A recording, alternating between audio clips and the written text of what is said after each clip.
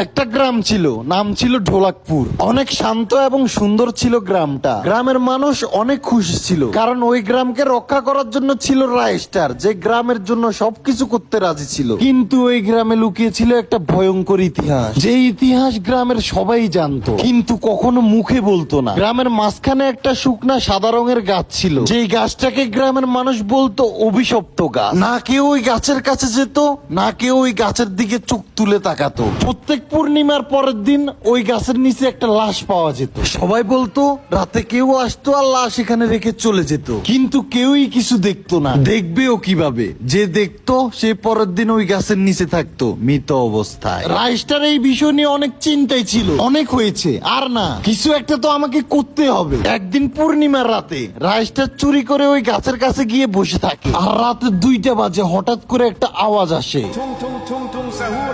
আর ঠিক ওই সময় গাছটা একটা ভয়ঙ্কর আকৃতি ধারণ করে। চোখ অনেক বড় বড়, অনেক ভয়ঙ্কর, দেখতে অনেকটাই অদ্ভুত। তারপরও হাঁটতে থাকে এবং একটা ঘরের দরজার সামনে গিয়ে দরজায় বাড়ি দিতে থাকে। আর ওই ঘরের লোক আওয়াজ শুনে তাড়াতাড়ি করে বের হয়ে আসে। ওই ভূতটার হাত দিয়ে তাকে একটা বাড়ি মারে, সাথে সাথে ওই লোকটা ওইখানেই মারা যায়। আর ঠিক ওই জায়গায় ওই লাশ